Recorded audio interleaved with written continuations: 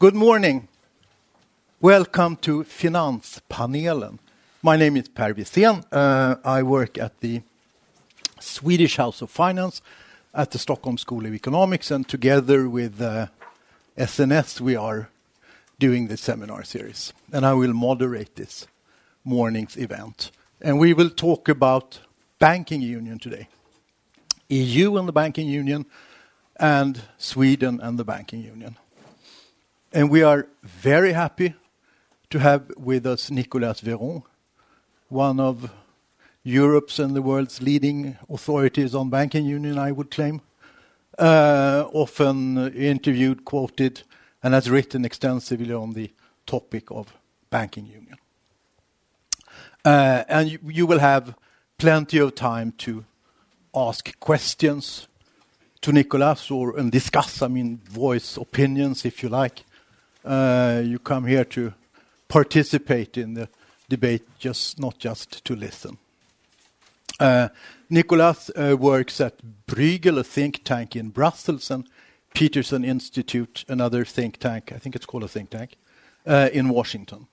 And is a frequent visitor to Stockholm. He actually was here on this stage 2012 discussing international accounting standards, which shows you sort of the width of his knowledge. But today it will not be accounting standards. And we will start doing a little experiment. SNS is getting more and more high-tech for every day. And this is a sort of high-tech version of raising your hands and answering questions. Christina will put something up on the screen if this works. It's called Menti. Those of you who are old enough to remember 10 Topp, there was Mentometer, you voted for the best pop songs. This is a version of that. So you take up your mobile phones and you go to a web page called www.menti.com.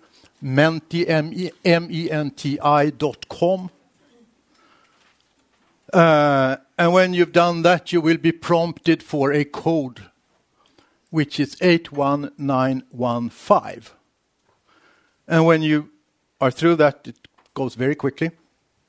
You will be presented with a statement. The statement is, Sweden should join the banking union as soon as possible. And we would love it if you tell us that you agree, you do not agree, or you don't think you have sort of enough information to answer such a complicated question. And it's going on, as you can see. It goes very quickly.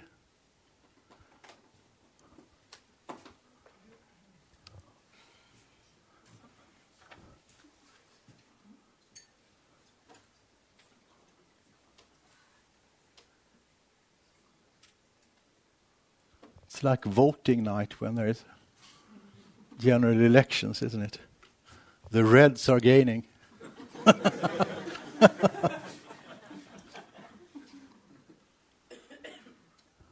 Does it seem to have stabilized? We don't know when everybody's... No, we can't know that. It seems like 27%, 29% of you present here agree with that statement. Sweden should join as soon as possible. 48, it's still moving around. I was too quick there. And only 22% don't know enough to answer. So will we vote again after the talk? Can we do it? Do you want to? I think it would be interesting. Okay. Christina nods. Okay, we can do that. This is just a challenge, Nicolas. I voted, I don't know. Well, let's hope you don't change your mind during the presentation. Well, after the Q&A, maybe I will. Ladies and gentlemen, please welcome Nicolas Véron.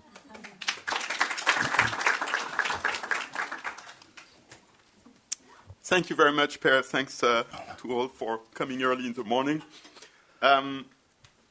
Indeed, it's not my first time at SNS and here in Stockholm and with the House of Finance, so it's a great pleasure. My experience is that this is a city where policy discussions are very good, and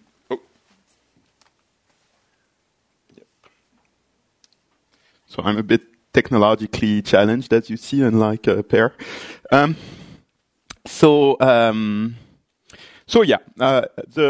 topic is the banking union. Indeed, it's a topical issue. There has been plenty of news flow. There is again this morning because Italian banks are in the news again. If you pay attention to them, so I will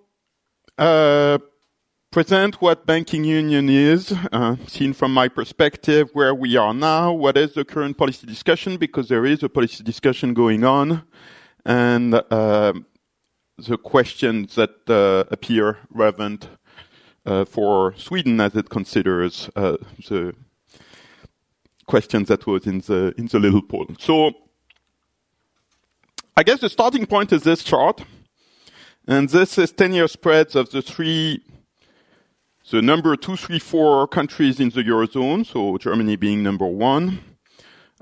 Their sovereign debt spread, 10-year sovereign debt over Germany.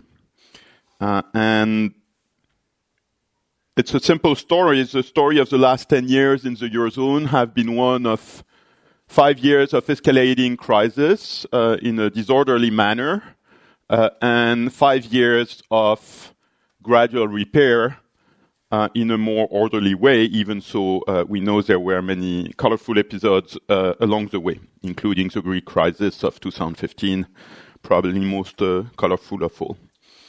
But what is very clear from these simple data chart is that something happened in mid-2012, so it's interesting to try to understand what it is. And as you see, it's very spectacular for France and Italy, but it's actually also notable for my own beloved country. So what happened in mid-2012 was first the statement of a summit of Euro area heads of state and government. And it's very badly drafted because it was drafted in the middle of the night. So as usual, some of the sentences are very convoluted. But the first sentence is actually pretty straightforward. We affirm that it is imperative to break the vicious circle between banks and sovereigns. And this vicious circle between banks and sovereigns was really what was starting to break the Eurozone at that time. Interestingly, as far as I know, maybe you will correct me, it hadn't been really anticipated by the many critics of monetary union in the 1990s and early 2000s. There was all this stuff about optimal currency area, etc. But what nearly broke the Eurozone, the vicious circle between banks and sovereigns, was only identified, as far as I know, in the wake of the big Irish guarantees in late 2008, when staffers at the International Monetary Fund, the IMF, started to notice a very strong correlation between Irish CDS or spreads and for the sovereign and the equivalent for the Irish banks. You may remember that this was the time when the joke was that the difference between Ireland and Iceland is 1 letter and 6 months. So there was a lot of attention on Ireland. We're talking early 2009, way before the Irish program, which started in late 2010. And that's when the first identification of this vicious circle happened at the IMF, but then it took 2-3 more years for it to become a kind of standard narrative of the problem. But by that time, mid-June 2012, it had become widely accepted as, and I think correctly, as a standard explanation of what was going wrong. And therefore, there was this very strong statement here that was repeated in a number of European summits, including full EU summits with the participation of Sweden and others, that this vicious circle had to be broken. So this declaration, this paragraph, had a number of other things that are important. The single supervisory mechanism, I will come back to it. Also, the idea that after the single supervisory mechanism would be established, there would be a possibility for the European Stability Mechanism, the ESM, to recapitalize banks directly. that this could be done retroactively, which is not explicit in the paragraph, but is implicitly meant when with a reference to Ireland. And similar cases in the context of the day was a pretty explicit reference to Spain. So the idea that Ireland and Spain would get ex post retroactive recapitalization of their banks by the ESM, and that would become the standard way of dealing with banking crisis. Now, that had big implications, and this is a very interesting quote by Herman Van Rompuy, who at the time was, of course, president of the European Council. And 2.5 years later, he gave this account of the morning after. So they issued the declaration at like 3 a.m. in the morning. Then they went to have a few hours of sleep, and then this is what happens. Draghi comes to his office and is, fresh and in a good mood, and says this big deal. So I leave you time to read the quote. Draghi comes, says, "Do you realize what you all did last night? This is the game changer we need." And just a few weeks later came, of course, his famous words, "We will do whatever it takes within our mandate to ensure the integrity of the Eurozone. Believe me, it will be enough." And the rest, indeed, is history, because the OMT program is really what triggered this market de-escalation that we're still with now. It's actually interesting. So quantitative easing comes about here, is announced around here. So the de-escalation is really not quantitative easing. Quantitative easing actually is the period of pretty flat curves. You see a little bump with the French election cycle here, coordinated between the three countries, but nothing nearly as big as in the earlier period. So this is not exactly what we have now, because the second part of this paragraph, the part about the ESM, was actually revisited immediately afterwards, and ESM direct capitalization was effectively abandoned. So the first strategy in June was future crises will be dealt with ESM direct recapitalization, even past ones with retroactive effect on Ireland and Spain. And that would be essentially a bailout, so equivalent to what Sweden did in the early 90s, really. So Sweden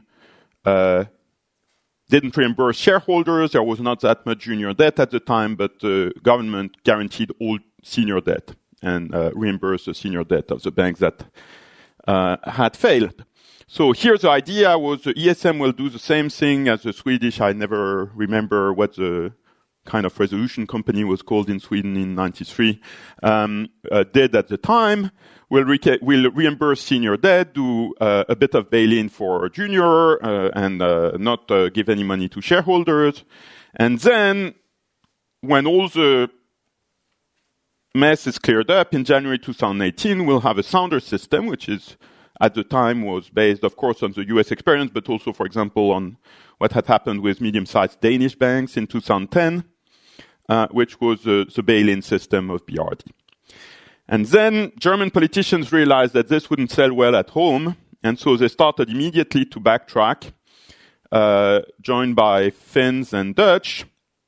And so there was a change of emphasis in the fall that the ESM would no longer be used for direct recapitalization of anything that had to do with the legacy of the crisis. Correspondingly, the deadline for bail-in under the Bank Recovery and Resolution Directive, BRD, was brought forward in the legislative discussion from 2018 to 2016. And so the new doctrine was actually the legacy will not be dealt by the ESM, but to allay the burden on individual member states and help to break the doom loop, the vicious circle, there will be more bail-in and less bailout. And that was exactly what motivated the decision in December 2012 to create a single resolution mechanism in parallel to the single supervisory mechanism. So importantly, in the initial summit, I'm sorry to go through all this arcane history, but it's actually very important to understand what's happening now. The The initial decision didn't include a single resolution mechanism. It only had a single supervisory mechanism. Of course, there were people in think tanks, the IMF, I think also the ECB, certainly Van Rompuy himself, who were advocating a single resolution mechanism and a single deposit insurance system. But not the ECB at the time for deposit insurance, they were more cautious. But the heads of state and government only endorsed supervision in June. And then in December, they also endorsed a single resolution mechanism because there was this idea that bail-in had to be implemented credibly very quickly everywhere.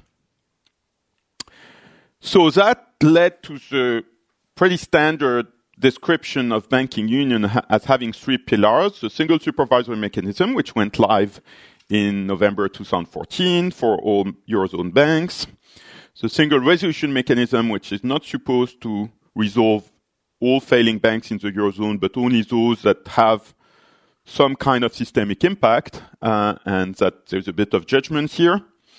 So this went live really in January 2016, so all this is still pretty recent. It manages a single resolution fund, which currently has a bit less than 20 billion euro and will grow to something like 70 billion euro by 2024 when it becomes completely mutualized, because now it's still a bit sliced in national silos. And then a discussion also gained momentum after the first few years on European deposit insurance, for which there has been a legislative proposal of the European Commission 2 years ago.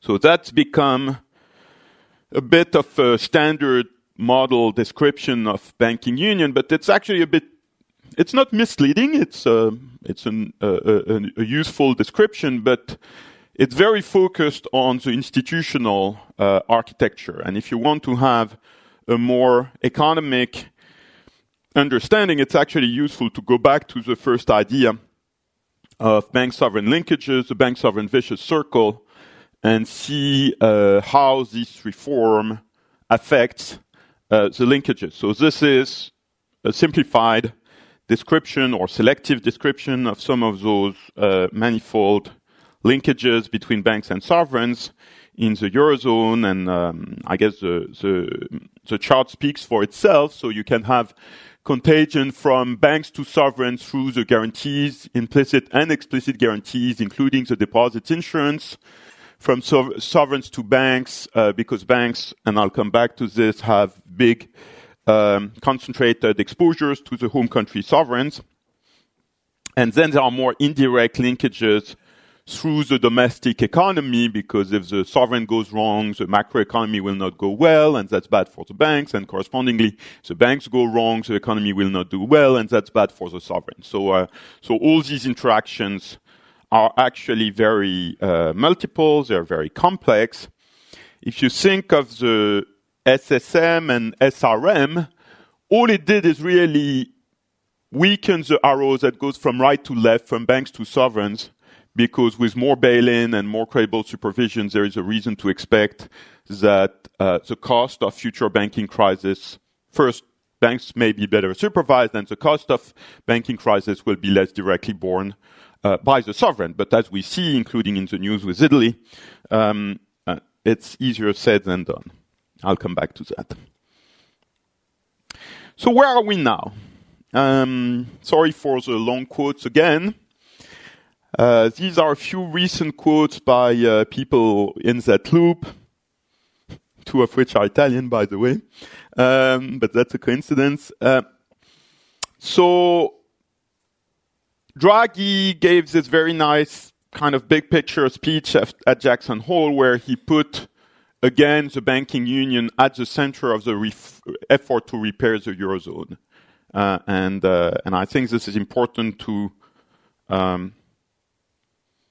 repeat, because there's still a very widespread narrative of the Eurozone crisis that it's all fiscal, it's all about Greece. But that's not true. Greece was the trigger, was very visible, very colorful. But the core of the crisis, once again, was much more at the core of the Eurozone through banking system exposures and their linkages to sovereigns. And that's why the real chart of the Euro crisis is this chart and not something about Greece. So what does Draghi say? He said we did a good job, but these are only the first steps. The direction of travel has been drawn. And then Angeloni is even more explicit that we're still far from achieving the goal to break the vicious circle. And Thomas Wieser, who is very candid, he's maybe not known to you, but an important person in the Brussels loop, so the chairman of the Eurogroup working group and of the EFC, European Economic and Financial Community. He's very blunt, and he says we stand rather at the beginning than at the end, which is a good way to stimulate the discussion, I think. So how can this be rephrased in a way, breaking the bank sovereign vicious circle? One way to put it is that at the end of the day, we should be in a situation like in the US, where you can have a large-scale banking crisis without automatically triggering sovereign debt distress, and conversely, we should be able to have, at the national level, a sovereign debt restructuring without triggering a bank run. And if you put the desired outcomes that way, which I think is a reasonable way to put it and to rephrase the initial commitment of our leaders to break the vicious circle between banks and sovereigns, we're not yet there. It's pretty clear we're not yet there. There are a number of achievements, but there is also a lot of unfinished business. So what are the achievements? Well, the institutional build-up has been quite impressive. There's a whole big tower in Frankfurt now, which used to be the old ECB tower. Now the ECB has its new shining tower, and the old tower is the supervisory staff. But it's a full tower with competent and busy people in there. So the ECB has hired about 1,000 people, mostly externally from national authorities and from the market, to build an entirely new supervisory service, or ECB banking supervision. And they have worked at what some people like to call risk reduction, which is basically cleaning up the mess in the banking system. So there were several steps here. There was a comprehensive assessment of 130 large and medium-sized banks in 2014, which didn't really create a fresh start effect because there was just too much to do, but at least a credible stock-taking to take over. Because legally speaking, what the SSM regulation did is that the ECB took over all the banking licenses from the national supervisors for the large banks that went through the comprehensive assessment, but also for the 3,000 plus smaller banks in the system. And so now the ECB is the license holder and can revoke the license for every single bank in the Eurozone, no matter how small.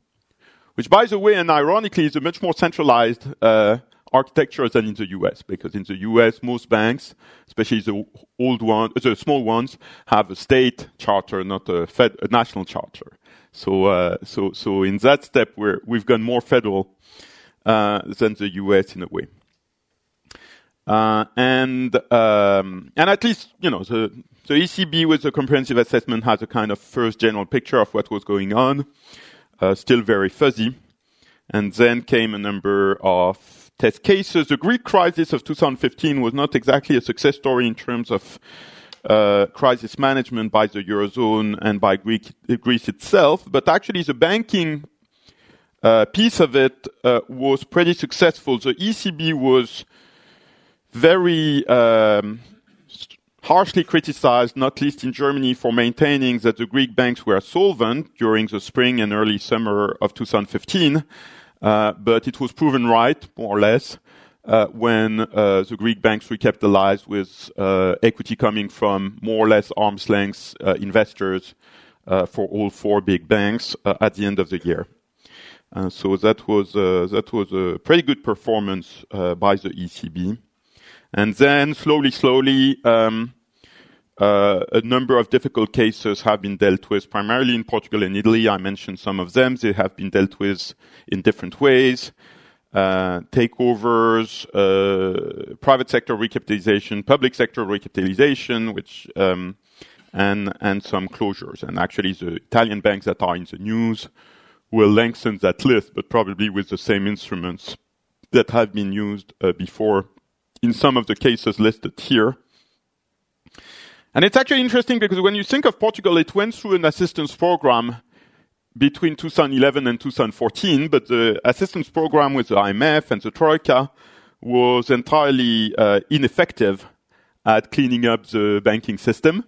But the SSM was able to do in the following 3 years what the Troika had been unable to do in terms of bringing the system back to soundness, which I think is an interesting observation. At least for the significant institutions, there are still a few small banks in Portugal, and I don't know about them, but most of the system is the significant institutions.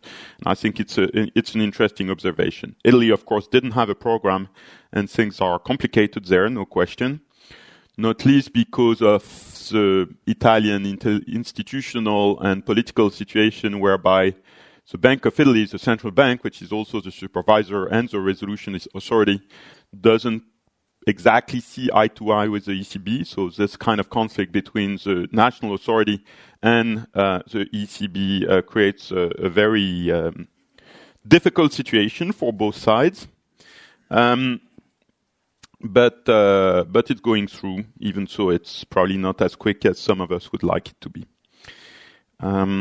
Banco Popular Español in June was the first case of bank resolution according to BRRD in the Eurozone. So it was a pretty large bank, about 150 billion euro of total balance sheet. And it was very successful. There was an element of luck there because the bank had gone through a due diligence and it was actually not hopelessly undercapitalized or insolvent. It's pretty clear now that it was undercapitalized, but not hopelessly so, and therefore there was no need to bail in the senior creditors, which was good. But in a way, one alternative way to look at it is that it was not luck, it was the new system, because who knows, maybe without ECB banking supervision, the Spanish authorities would have waited longer before taking action. And therefore, at that point, the bank would not have been able to reimburse senior bondholders on its own. So we can discuss that. It's an interesting case. Anyway, not everything is rosy. So I realized this night that you put me in the hotel where this famous incident happened, which is known around the world for as the Stockholm Syndrome. So so I don't know if it was in my room or something, but anyway.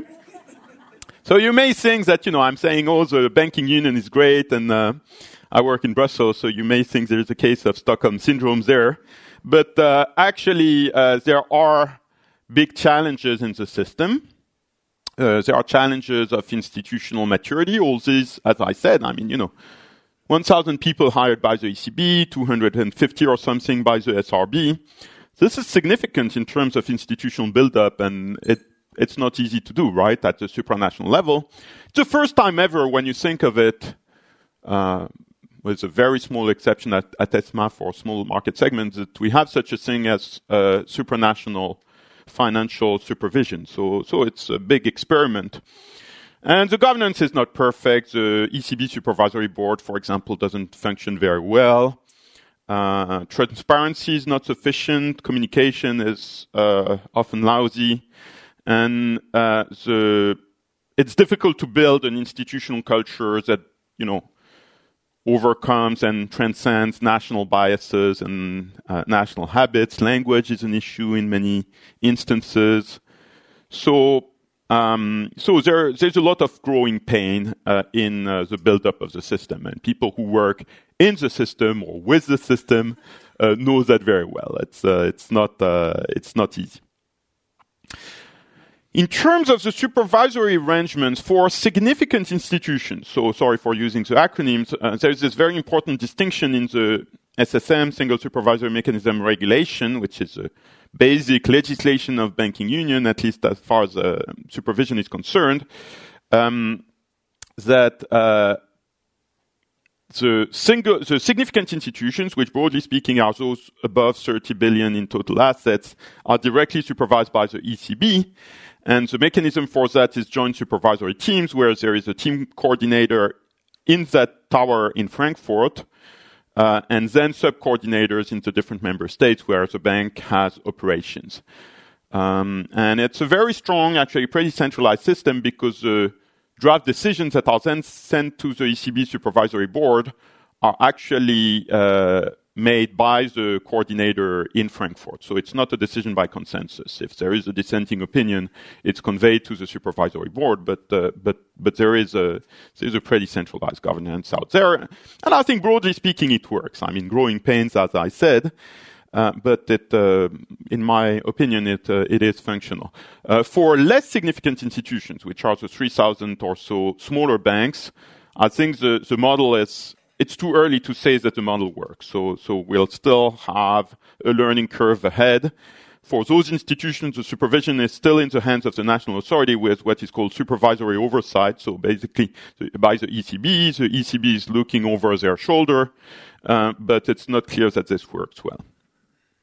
And in terms of the resolution, as I said, Banco Popular worked pretty well, but that's just one data point, and one in which there was no major difference of view between the Bank of Spain and the FROB, which is the Spanish Resolution Fund and Authority, on the one hand, and the SRB and the ECB on the other hand. So we still have to see a situation a bit like Italy now, where there is a major difference of views between the national authorities and the central authorities, and it's not clear that the legislation is sufficiently robust because the SRM legislation says that the SRB in Brussels, the Single Resolution Board, makes a decision on the resolution scheme, but the execution of that decision is made by the national authority. So there is a lot of scope for dysfunction here in the future. Where are we in terms of the moral hazard? I think we have made a lot of progress. If you look at the early days of crisis, 2007-8, there were a number of cases. Think of Dexia in France and Belgium, think of RBS in the UK, think of ECB and others in Germany, where actually the government not only reimbursed the creditors, but actually reimbursed the shareholders, which now is completely unthinkable and for good reason. So that kind of massive bailout to the benefit of those very shareholders who had to be punished first is no longer with us, and it's even no longer considered at all. Even in Italy, there was all this mis-selling, as you know, of risky instruments to retail clients. A lot of that mis-selling was shares, but even the strongest advocates of bailout in Italy don't suggest that these shareholders should be reimbursed. So there's been a lot of progress. And to put a long story short, we're now, junior debt is now also bailed in as a matter of routine, also in Italy, with some exception for this retail mis-selling, but that's actually not big. And so we're now more or less where Sweden was in terms of practice in the early 90s. Wipeout of shareholders, bail-in of juniors, there wasn't that much of that in Sweden, but bailout of senior. So the question is, can we get better? I shouldn't say here in Stockholm, can we get from that stage to where the Danes are? But because Denmark in the last few years had a number of successful cases of textbook resolution with bail-in of senior bondholders and even uninsured depositors to the extent needed by the situation of the bank. Clearly, in the Eurozone, senior debt bail-in is not yet standard practice. There have been a few cases, Hypo Alpe Adria in Austria, Banco Espírito Santo in Portugal, of course Cyprus, but they've all been very messy and not really good precedent and typically not under BRRD. But I'm personally optimistic that we'll get there. I mean, because basically the model here for bank crisis resolution has been copied on the US. And in the US, senior debt bail-in is completely routine. It has happened for hundreds, even I think more than 1,000 of banks, generally small, which have been closed by the FDIC, the Federal Deposit Insurance Company, in the last 10 years. And I don't see why over time it wouldn't materialize. But again, the transition is murky. We see that primarily in Italy, but also elsewhere, and so it takes time. There are also, for lack of time, I'm not going to insist, a number of risk-sharing schemes at the national level, which participate in both moral hazard and the bank sovereign vicious circle. The best example is the big German networks of the savings banks and the cooperative banks, which have these mutual protection and institutional protection schemes. but they're not the only ones. And perhaps even more importantly, there is a pervasive politicization of bank governance in the Eurozone.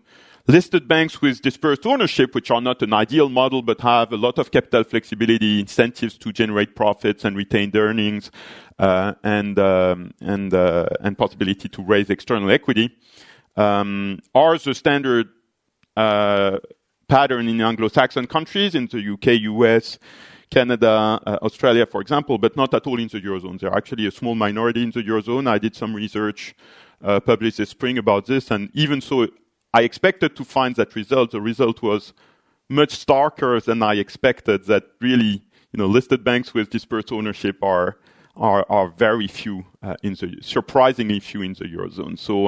So sometimes in debates about banking reform, we talk generically about a typical bank, and we tend to assume it's in that category, but that's not the typical bank in the Eurozone. The typical bank in the Eurozone has weird governance, which is typically prone to politicization. It's either completely state-owned or with a minority controlling shareholders that is somehow controlled by politics, or with cooperative governance systems that are easily captured by political influences. So I'm not saying that's wrong. Diversity is good, but in terms of capital flexibility and in terms of the bank sovereign vicious circles, that's not great. So we still have a lot of these linkages, banks to sovereigns, sovereigns to banks through sovereign exposures, indirect macroeconomic linkages. You remember my earlier charts. And therefore, the vicious circle is still a default assumption for future crises. So more policy steps are needed to alter expectations in that respect. The policy agenda. So sometimes people say risk sharing and risk reduction. I actually don't like that vocabulary, because risk reduction to me is a bit backward looking, and I think we've already done a lot of it, even so it's not sufficiently recognized, I believe. So I prefer to talk about risk sharing and market discipline. And in risk sharing, the core issue is the European Deposit Insurance Scheme, EDIS, and also more ESM intervention, for example, as backstop to the Single Resolution Fund, or through an ability to participate in precautionary recapitalization if that's justified, and generally more cross-border integration also to mitigate the what I call the indirect macroeconomic linkages. In terms of market discipline, the core issue is the big sovereign exposures and home bias in sovereign exposures, concentrated sovereign exposures, I should have written here, in many, so not all, Eurozone banks. And there are other issues to tighten the system, tightening of state aid guidelines for banks, bank insolvency law harmonization, also accounting harmonization. There's also some unfinished business of prudential regulatory harmonization, etc. But the core issue is really sovereign exposures. So on sovereign exposures, I do a bit of advertising here because I just published, or more accurately, the European Parliament just published a paper that I wrote to propose a system that would be sort of counterpart to EDIS. So as I said, the European Commission has made a very good proposal 2 years ago for a European Deposit Insurance Scheme, but it hasn't made the equivalent proposal to deal with concentrated sovereign exposures, which I think is a mistake. And so my paper is trying to contribute to filling that gap with focusing on concentration risk, only Euro area, not Sweden, not Denmark.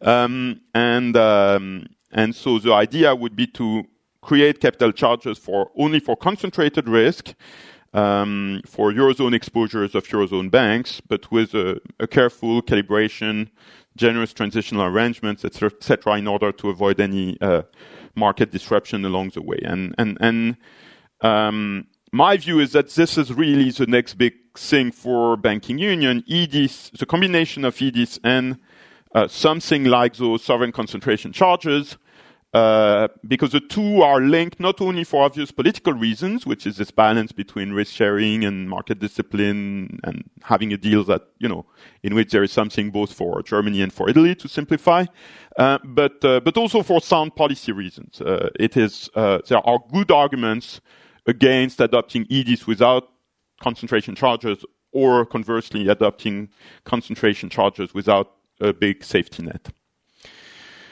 So this is my last slide.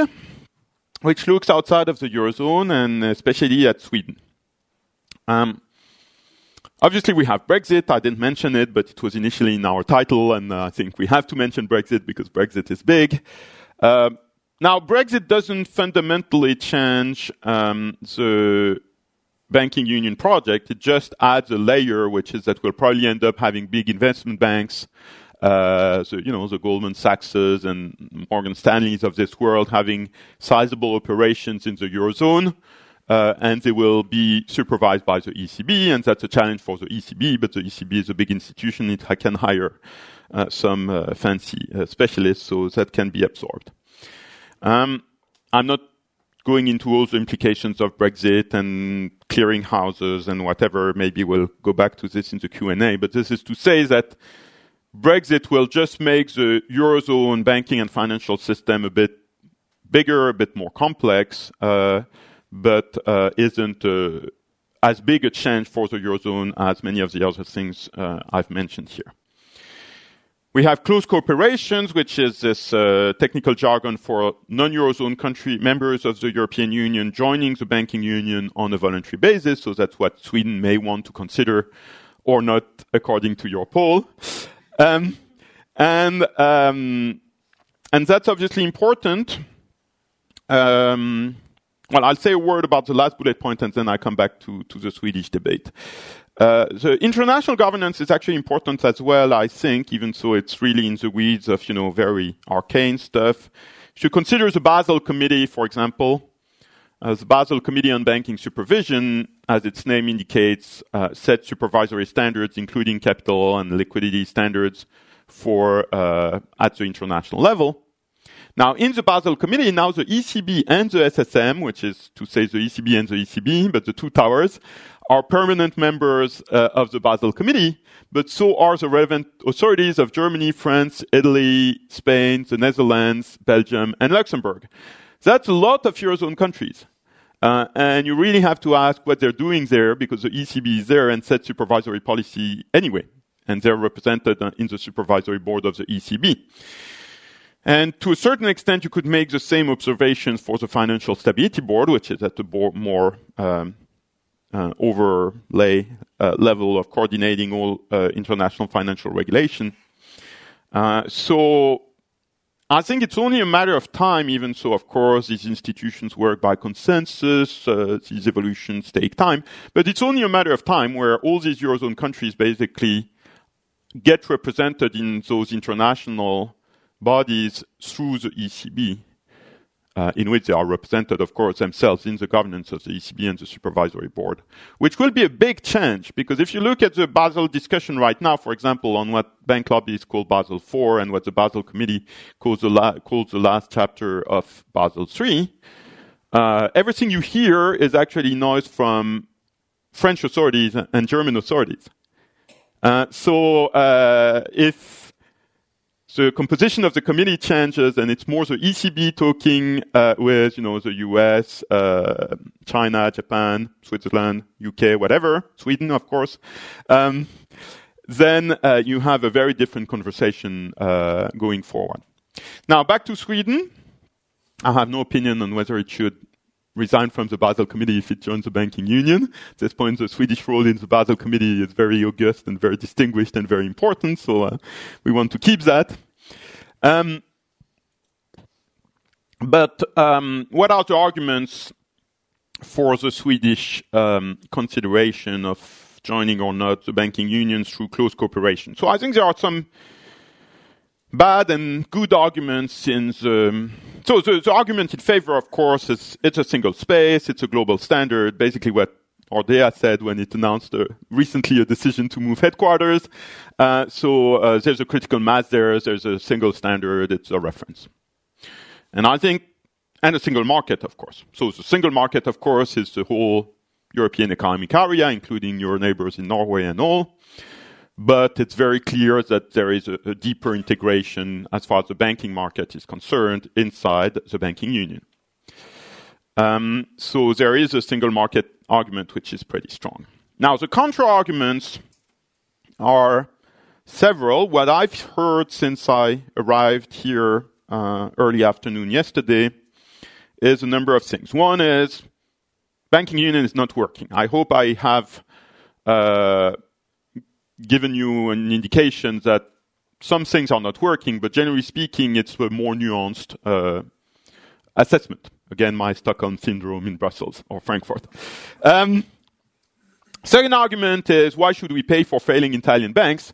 And I think this is, in the language of some, do we call that a statesman? Fake news. It's not the case that at this point that Germans are paying for failing Italian banks. To the extent that public money is used for failing Italian banks, it's exclusively Italian money. Whether that's a good or bad thing we can debate, but that's the current situation. So in the future, of course, through the Single Resolution Fund, through hopefully the European Deposit Insurance Scheme, there will be risk sharing Eurozone-wide or banking union-wide, but there is no indication that this will cover costs of the legacy of the mess we have inherited. And again, this is a change from the initial decision in mid-2012, but that change happened very quickly and is now very entrenched. So I think these contra-arguments are not really convincing. Where some arguments are, of course, of more substance, is first, if you look at the governance of the system, it is true, and that has received a lot of attention in Sweden, that the governing council of the ECB remains, at least in theory, the ultimate decision-making body, because that's in the treaty. So the close cooperation countries, as Sweden or Denmark would be if they decided to join, are equally represented in the supervisory boards. They would be equally represented in the staff and all that. But they're not in the governing council, so that creates a mismatch. Now, this mismatch is real, but if you look at the last 3 years of operation of the single supervisory mechanism, it's actually and these have not been easy, very tough decisions to make, but it's a pretty good approximation that all the key decisions have been made in the supervisory board, not at the governing council level. So the governing council level has been much more passive and non-interventionist than many people anticipated when the system was created. And the ECB has what they call their separation principle. Actually, like all Chinese walls, it's not absolute. I'm not saying there is no role at all for the governing council or, for that matter, for the executive board of the ECB or the president himself. But generally speaking, the real place where it happens is the supervisory board, and Sweden or Denmark would be part of that. So the governance is not as bad, not as exclusionary as it's sometimes depicted to be. Now, of course, you can always think of huge crisis scenarios which have not much worse than the last 3 years, in which this interference would play out differently, and I think that's a serious argument, but that's not what we've seen so far. And the other one is that the ECB is a lax supervisor compared with the Swedish authorities, which are tough supervisors. And I think it is probably the case that the ECB is not as tough if assessed very holistically as the Swedish authorities are, even so it's a difficult assessment to make because actually it's not a linear scale, right? I mean, there are many dimensions to this. But it's demonstrably tougher than all the national authorities it has replaced in the Eurozone, with the only possible exception of Finland. And many people would say also tougher than Denmark. So Sweden is a bit of an outlier here. Now, if Sweden joins the single supervisory mechanism, I think it would also become a kind of anchor for a tough supervisor alliance, if you will, in which you could imagine, despite what I just said, Denmark, Finland, Netherlands, maybe one or two others. And so it would create a useful counterweight for the SSM itself to all those supervisors right now that are not advocating toughness, and Italy being obviously the prime example of this at the moment, because there is this very public disagreement between the Italian authorities and the ECB on, for example, the treatment of non-performing loans, which I think is very damaging. So of course that's good for the Eurozone, but it would also be good for Sweden to have a system which is more balanced towards supervisory rigor, judging on recent behavior. So I think altogether a balanced assessment. I'm not living here. I don't pretend to have a clear sense of what's best for the country, but I think there are some positive aspects of joining the banking union that, in my view, are not self-evidently offset by the negatives. So I will stop there. Sorry for having spoken a bit too long, but we can now have some Q&A. Thank you.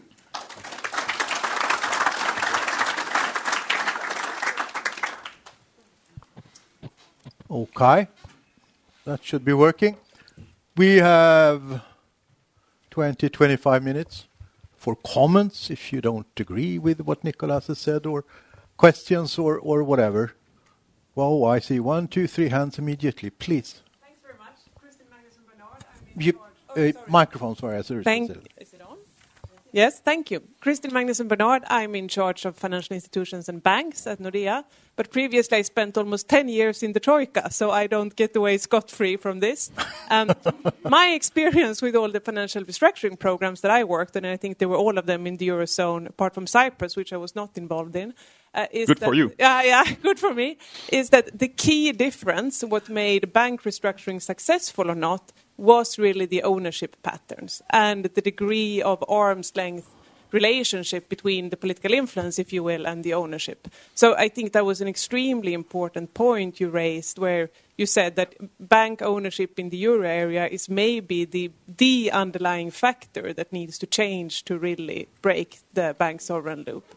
And it's not only because otherwise you're always at the mercy of political willingness, but it's also because I think banks with a different ownership pattern tends to be more well run from the beginning. So I was just wondering if you see any change towards a more dispersed ownership, if that discussion has all taken place. Because to me, even having been part of setting up the banking union, you can fix the symptoms, but this is really the root cause of where you need to go. So thanks very much. Please. I'm happy you say that, because again, I was amazed that this systematic study of ownership patterns had not been done by anybody before, frankly. I think the IMF should have done that. The IMF did a lot of that at a country-by-country level, but didn't aggregate their numbers Eurozone or EU-wide, and I think they should do that, among others. The ECB should do that. The ECB does not do nearly enough in terms of, they have very good people in statistics and doing a lot of good work, but they need to get to what best supervisory practice does, which is providing a lot of public information at the granular level of individual banks, not just national aggregates or Eurozone aggregates, and so far they don't do that yet. And part of why they don't do it is some internal politics, but part of it, frankly, is because it's difficult to get the right data, and they're not yet there. So I agree with you. I think this is a neglected dimension of the whole thing. It's neglected because it's very uncomfortable for some member states, some of which are very big, and so there's a bit of. It would probably be too much to say a taboo topic, because the numbers are actually in the public domain, but it's not the standard description of what's happening. Now, it's interesting what you said about, success or failure of programs, because, for example, Portugal, which was a really interesting example, was a case where most of the problem banks were in private ownership. But they were actually what you could call, with a bit of a stretch, but not too much of a stretch, oligarchic banks.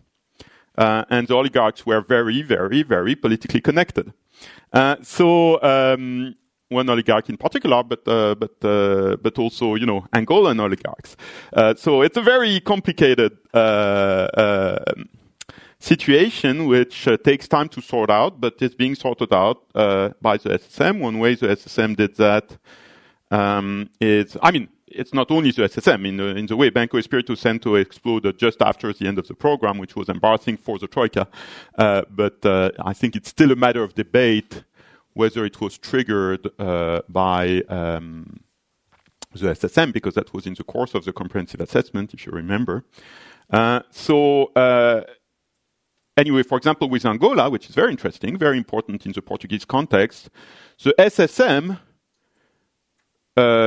rejected or didn't discontinued the grant of supervisory equivalence that the Portuguese authorities had granted to Angolan supervisors. So for calculations of capital and risk assessment and all that, the Portuguese central bank had always taken for granted everything that came from Luanda, in terms of assessment of the Portuguese operations of the Angolan operations of Portuguese banks. And the SSM has said, oh no, we need to look at that, and for the moment we don't grant that equivalent status. And they have done that with a number of third countries. So it's a very technical process, but it has very big consequences, and it's actually not technical at all. So that's one, I think, very nice indication of how the SSM changes the game. And again, Stockholm Syndrome. Okay, I have seen 4 hands in the air, and we have like 15 minutes left, and we're going to do a small quiz as well. So if we Pehr knows me very well, and he knows that I give long-winded answers, so he's trying to discipline me. Yeah, if we can keep both the questions and the answers sort of within 4 minutes or so, then we can get through all of them, because I would really love to hear as many questions as possible to sort of see what's on your minds. Oh, I have a 5th. Yes. Tiny. The first one is up here. Hello. I'm Elizabeth Siltberg from the Financial Supervisory Authority in Sweden. As you mentioned, the toughest. And as you said, we cannot point to any successful bail-in situations because our banks are nowhere near those situations. I have actually 2 questions, but they are short. If you start with... I'll start with thanking you for a very informative and well-balanced presentation. And you touched upon interesting matters that the decision-making, for example. Yes, many operational decisions are made at the level below the highest level. But being at the highest decision level is important. Sweden is excluded as we are not part of the single currency in other forums. And if you compare Sweden and Finland, the economic development since 1999 when Finland joined the euro, it has absolutely been beneficial for Sweden to have its own currency. You make a jump of causality here that I wouldn't necessarily make. So why should we give that up to have be part of the decision making? We already have our own decision making. That's the first one. And then the second one is that I'm also involved in the current work at the European level where we try to solve the problem of non-performing loans. Because the European Commission is actively asking all of us in this room also, to pay for the Italian banks through an asset management company that is they try to put in place, which concerns all Europeans. So isn't that kind of a failure for what you just presented? Sorry, I'm not sure I get what you're saying here. Because if there is a single supervisory mechanism and yeah, but how is the European Commission asking you to pay? Through the asset management company. Which asset management company? The asset management company that would be set up and that would be buying... Is there any indication that this will happen? The European Commission has been pushing for that for 1 year. Is there any indication that they're getting through? They have been very consistent. So we have been trying to stop it several times. I think you've been very successful. And you're not alone in that effort. There are even some Eurozone countries on your side, as you know. Yeah, because what would happen, we would buy Italian debt at face value, and then it would try to sell it. Oh, you're talking about sovereign debt, not NPLs. No, we're talking about NPLs. On NPLs, there will be no Eurozone asset management company or let alone EU asset management company. I'm ready to take that bet. Okay. It's being filmed, so I'm happy. I'm happy about that. No, I mean, there was this bizarre proposal by the European Banking Authority, which otherwise I respect a lot, and some people in the European Commission have pushed that, but to my mind, they're getting nowhere for the reasons that, frankly, the Germans won that argument in 2012.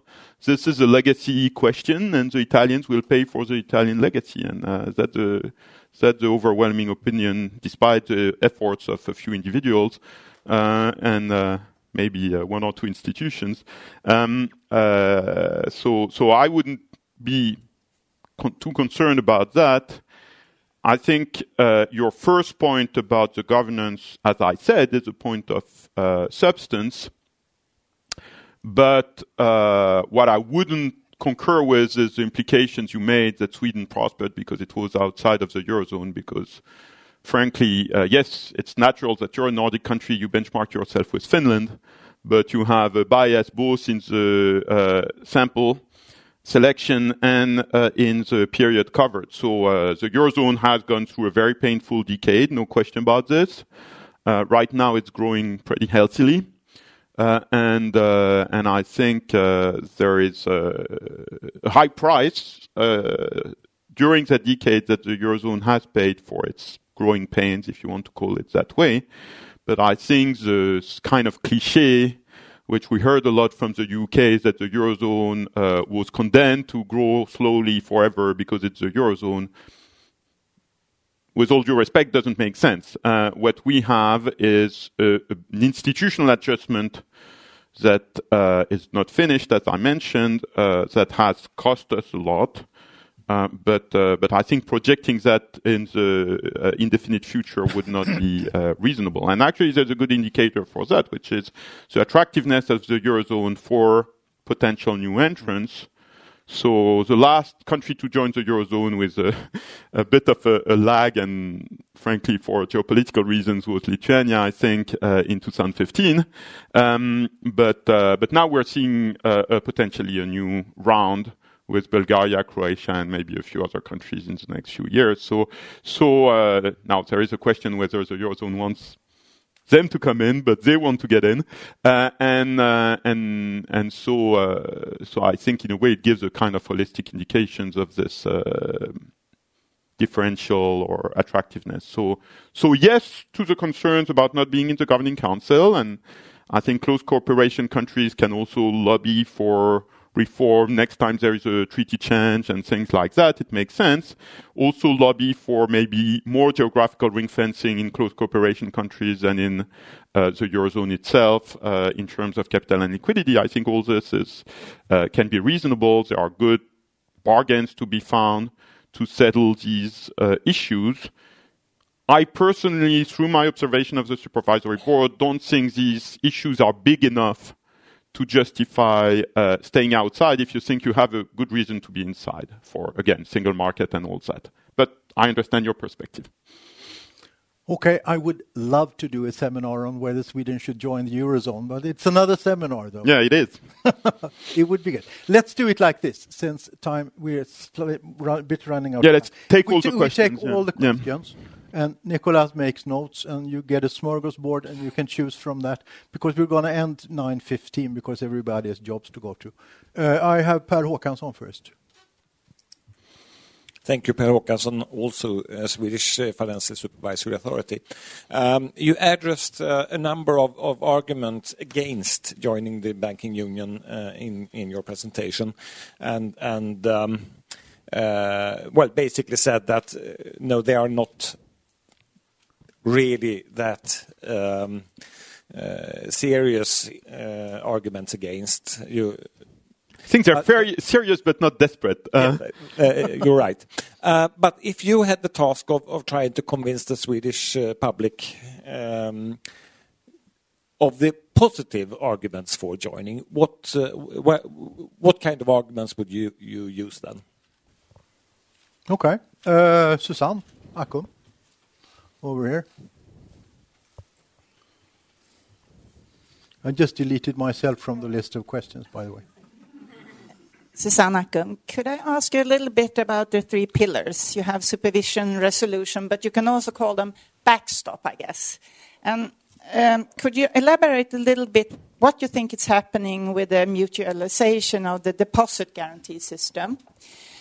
There has been question marks around the size of the stabilization fund. I think you mentioned 70 billion, but I heard figures of 55. And we used like 600 during the financial crisis. And there's also a discussion about this sort of ultimate backstop, also again discussing ESM. moving into European Monetary Fund, I guess. How would that work for Sweden, since we are not member of the European Union? Thanks. Okay. Pehr, just pass it. So, Pehr Holmbeck from the National Debt Office, which is the resolution authority here in Sweden. And thank you for a very interesting presentation. And you've been pointing a number of times to the various conflicts or the arguments between Banco d'Italia, the ECB, the Germans and the French fighting in the Basel Committee, etc. And I mean, although I would agree that the ECB is becoming a pretty strong authority in all this, I mean, the ACPR, the BaFin, Banco d'Italia will still remain rather big players as well. Do you see a risk of these various conflicts eventually clogging down the system in terms of the decision-making and policy development? I guess you could argue the Montepaschi case, for instance, took half a year to sort out between the Italian and central authorities. So is there such a risk? I would say it took 3 years, but... Even so. Cecilia Kingsley gets the last tiny question. I am from the central bank. You didn't say much about finalizing a European deposit insurance scheme. So if you have any views on the political aspects of solving that, that would be interesting to hear. Thank you. And you have like 5 minutes for this neat little bunch of questions. And after that, we're going to see if we have changed any views in the room. So the positive case for close cooperation first, I think... I need to think about it. I mean, one of the reasons I came to Sweden yesterday and today is just to, get more of a sense of what are the arguments here and what is the debate. So I'm here to learn. So I ask you the question, what's the positive case? I think generally speaking, it's about, as I said before, right? The single market, the global reference, all that. So close cooperation is a deeper level of market integration than just being a member of the European Economic Area or European Union, and that has the economic benefits of integration. So in a way, it's a reverse decision from Brexit, right? Without having to adopt the euro, which apparently is sensitive in this country for reasons I try to understand, this gets a way of non-politically disruptive to deepen the integration and to reap the benefits from there. As the case of Nordea indicates, the fact of being outside of the Eurozone doesn't create protection from competitive forces. We can discuss the Nordea case, even so, there are many dimensions I'm not enough familiar with. But for what it's worth, I think the arguments that Nordea gave in the public domain for its decision, which was to, reach this space of critical mass and global reference for supervision that is a single supervisory mechanism, for an external observer like me, makes some sense. So now we can discuss whether that's a case of a race to the bottom or not. I, for one, wouldn't view it primarily through that lens, but it's normal that there is a debate. Risk-sharing scheme, so the 50 billion figure comes from the SRB itself. So when the legislation was debated 3-4 years ago, it was estimated at 55, but now they have redone the math and they say it's more like 70. So I take that for their word. And this connects with the other questions that was asked by you on EDIS and ESM backstop and all that. So in a way, I did mention that. I think European deposit insurance makes sense only if it's for real. So I don't believe in halfway house concepts of depository insurance or stopping in the middle of the river. Why? Because deposit insurance is a very simple thing. You have to tell depositors your deposits are protected. Yes, no. If it's a complicated thing that is conditional on, the good behavior of the government and the fact that they sign a memorandum of understanding, etc., that means that in a bank run, the deposits are not protected, full stop. So forget about it. In other words, I think deposit insurance at the European level is either unconditional or useless. And any concept of depository insurance can be useful in the transition, of course, but I think making it last more than a few years is not reasonable, because in a crisis it will not work. And that's what we saw in Cyprus, basically. So I think the lesson of the last 2 years is that this doesn't stand alone. And as I mentioned, there are good reasons why Germans and others wouldn't want that without being reassured that it won't be used to finance wayward member states through the back door. So this is why. So if you give European deposit insurance to, say, Italian banks, and the Italian government can persuade these banks somewhere or another to buy a lot of Italian debt, then it is indeed a form of financial repression financed jointly by all Eurozone countries. And that's no good. So that's why there is not only a political connection, but a fundamental policy connection between the project to reduce sovereign exposures, concentrated sovereign exposures, and the project of European deposit insurance. And that's what also makes me optimistic that with the good conditions of 2018, Macron, Merkel, the election cycle, all that, and fresh memories of the crisis, it is possible to have this grand bargain agreed at the political level, but not deposit insurance alone. Deposit insurance together with sovereign concentration charges or something like that. And I think this proposition is realistic. I have good reason to think it's realistic. I'm not saying it's easy. I'm not predicting it will happen, but I think it can happen and it should happen. Finally, I think it was your question about the NCAs, right? Or yours. Anyway, so is the design sustainable if we have all this sniping going around between the different institutions? I mean, when you change an institutional framework, you have turf wars. That's inevitable. I think you've experienced that in Sweden as well at various moments of history in your own reforms. That's not per se a fundamental problem. I think what may be a more fundamental problem is the fact that with the creation of the euro system, with the creation of ECB banking supervision, there may be a bit of a loss of substance in the national authorities and the national central bank.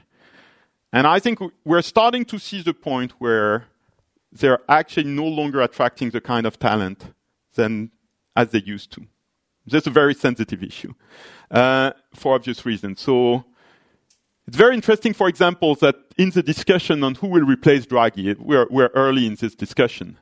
But you're starting, or even who will replace Mrs. Nui, who goes in 1 year's time as the chairman, woman of the SSM, you're starting to hear suggestions of people not being a head of national supervision or not being a head of a national central bank being better candidates than the roster of candidates who are heads of NCBs or NCAs. And that's the first time it happens. I suspect it's not the last. So if my hypothesis is so correct that the creation of the strong ECB banking supervision means that the best and the brightest will go to the central institution and not to the national ones, then at some point, and I don't think that's urgent, the governance framework of both the supervisory board and the governing council may need to be revisited. So that's a long-term concern. It's not a short-term concern. I don't think in the very short term we have that problem that big, but it's maybe not what you expected, but one way to answer your question. Now, on the short-term turf wars, there's a bit of, I scratch your back, you scratch my back in the supervisory board, but it has not prevented the ECB from doing what it had to do eventually with a number of Italian banks. So I think, of course, then you can say what happens if there is a big problem with, say, German savings banks, right? That's a bit the elephant in the room. I don't think there's a big problem now. It may happen in the future. I think the ECB has time to prepare for this, but this echoes what I was saying earlier on the supervisory model for LSIs, smaller banks. And I think this, once the ECB has more or less cleared the legacy mess, particularly in Italy, that should be its next big thing to think about. Thank you. We are running out of time. Christina, should we repeat the question? Did anybody write down the results from the first round? I didn't. They are there. Okay. So bring up your mobiles. 81915. Wow. It started that way at the beginning.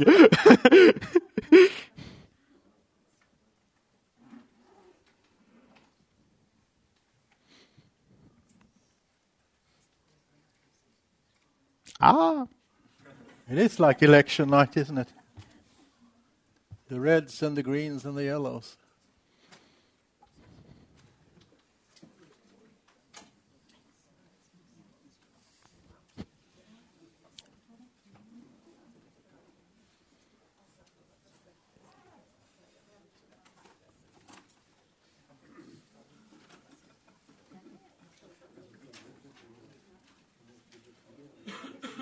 Well, the good news is the yellow bar, right? Yeah, the yellow, that's the good news.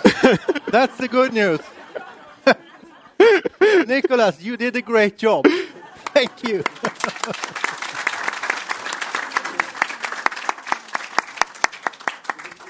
Thanks again for having me.